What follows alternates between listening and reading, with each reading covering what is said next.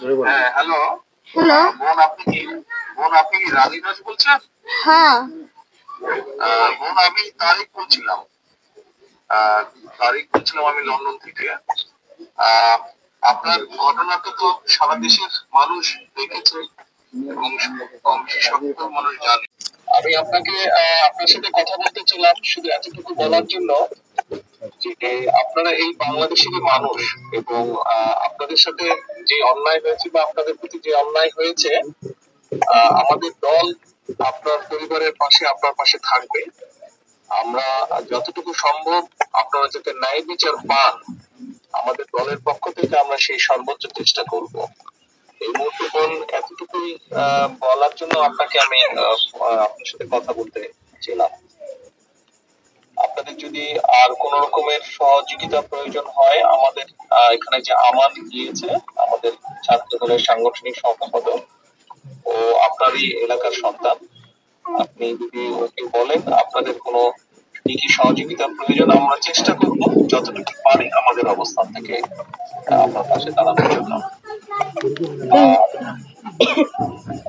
আপনি আপনি ভয় পাবেন না, দেশের মানুষ আপনার পাশে আছে, বিএনপি আপনার পাশে আছে, ভয় পাবেন না আপনি। আমার স্বামী তো আমার মেয়ের ধর্ষণের বিচার চাইতে যাই, আমার স্বামী তো মার্ডার হয়ে গেছে। আমার এই 3টে সন্তান নিয়ে আমি কি করবো? আমার তো কোনো নিরাপত্তা নেই। আমার পাশে আমি কিভাবে খাবো, কি করবো? আমার তো সেরকম কিছু নাই। আমার আর রোজগারের মানুষই আমার মাঝে পালাইছে। এখন আমি কি করবো? আমি আমার নেতৃবৃন্দকে বলেছি, আমার নেতৃবৃন্দ ওখানে যাচ্ছে, আমার ওখানে আছে। আমরা আরো আমাদের দলের সিনিয়র নেতা মানে আরো বড় নেতাদেরকে আমরা বলেছি আপনার সাথে যাবে, কথা বলবে এবং আপনার কি কি সহযোগিতা প্রয়োজন আমাদেরকে বলবেন।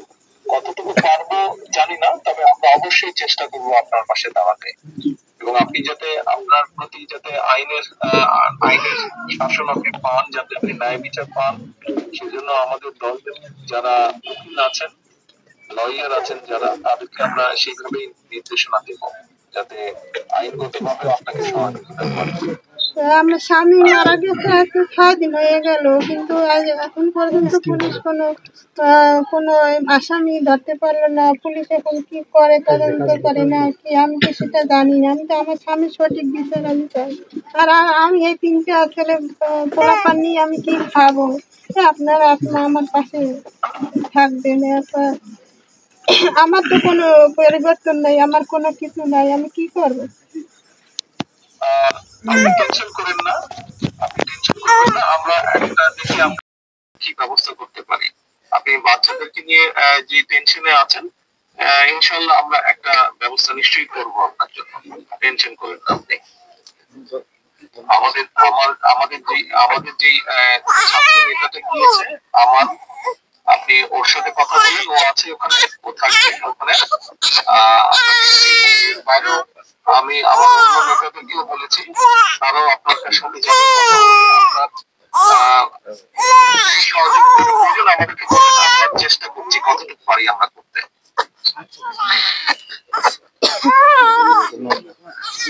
স্যার উনি আমরা এখানে আছি স্যার। জি স্যার, জি আপনাকে সবাই ধন্যবাদ জানিয়েছেন। ধন্যবাদ মানুষ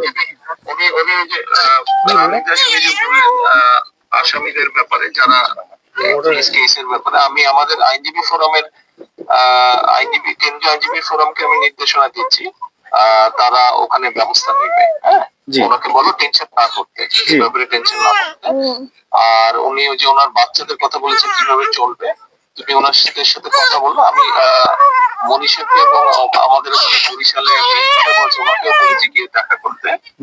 আমরা তাকে আলোচনা করে বসে ওনাকে আমরা কোনো একটা ব্যবস্থা করবো যাতে কষ্টে নেওয়া হয়। ঠিক আছে, ওটা ওনাকে বলো, শুনে আমাকে পরে আবার জানাও। জি জি ধন্যবাদ স্যার আপনাকে। জি, আসসালামু আলাইকুম। আপনারা জানেন যে আমরা যে বাড়ি উঠোনে দাঁড়িয়ে আছি, এইখানে কয়েকদিন আগে একজন আমাদের বোন নির্যাতিত হয়েছে। তার পরবর্তীতে তার বাবা একটি রহস্যজনক মৃত্যুবরণ হয়েছে এবং এটাকে হত্যাকাণ্ড হিসাবেই আমরা ধরে নিচ্ছি। আপনার যেহেতু হত্যা মামলা হয়েছে, এটা বিচারাধীন।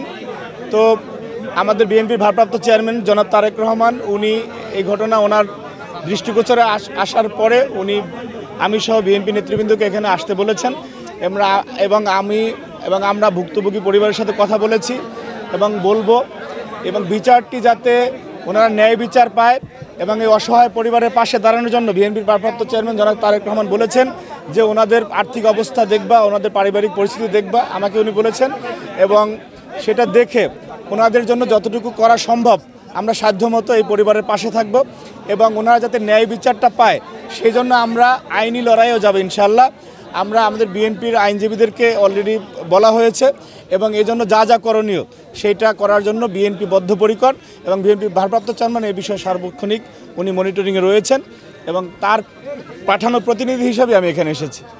আচ্ছা, একটি বিষয় আমরা দেখতে পাচ্ছি যে সামাজিক যোগাযোগ মাধ্যমে এই ঘটনার দায়িত্ব নেবে কেমন? ছাত্রলীগের দায়িত্ব নেওয়ারই তো কেউ দেশে নাই, ওনাদের দায়িত্ব কারা নিচ্ছেন? সুতরাং এর লুকিয়ে থেকে গর্তে থেকে হুমকি দামকি দেওয়া, কথাবার্তা বলা এগুলি অমূলক। এগুলি আমরা মনে করি যে শুধুমাত্র আলোচনায় থাকার জন্য নিষিদ্ধ ঘোষিত ছাত্র সংগঠন ছাত্রলীগ এগুলি বলছে। বাস্তবে সমাজে তাদের কোনো অবস্থান নেই, বাংলাদেশের সাধারণ মানুষের কাছেও তারা প্রচণ্ড রকম উপেক্ষিত। সুতরাং তাদের কোনো কথাবার্তায় কিছু যায় আসে বলে মনে করি না।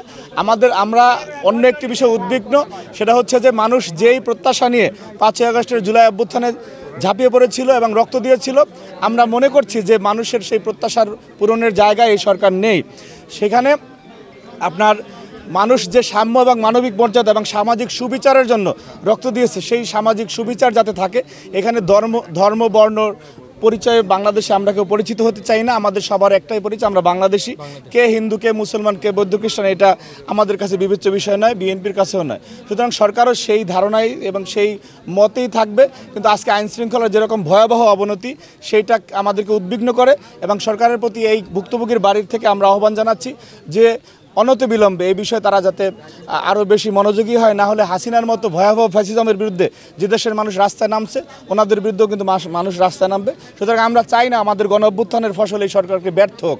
আমরা চাই তারা সফলতার সাথে একটি নির্বাচনের মাধ্যমে জনগণের প্রতিনিধি হাতে ক্ষমতা হস্তান্তর করে বিদায় নেক, তাদের কোনো খারাপ পরিণতি হোক আমরা চাই না। সুতরাং বাংলাদেশে আর কোনো আসিয়া বা এই শিখারানীদের মতো নন্দিনীর মতো কোনো ঘটনা ঘটুক, সেটা আমরা চাই না। সুতরাং এই ঘটনা আর কোনো পুনরাবৃত্তি বাংলাদেশে ঘটুক, সেটাও বাংলাদেশের মানুষ দেখতে চায় না। আমরা আমাদের বোনেরা সন্ধ্যার পরে বাহিরে বের হবে, আবার সন্ধ্যার পরে তাদের ইচ্ছা মতো ঘুরে আসবে, তাদের ব্যক্তি স্বাধীনতা থাকবে। এখানে কোনো পোশাকের দোহাই দিয়ে কোনো নিপীড়ন, কোনো নির্যাতন হবে না। এখানে মানুষ হিসাবে পরিচয় হবে, সেটা আমরা প্রত্যাশা করি এবং সেটাই বাংলাদেশের গণমানুষের প্রত্যাশা। সবাইকে ধন্যবাদ।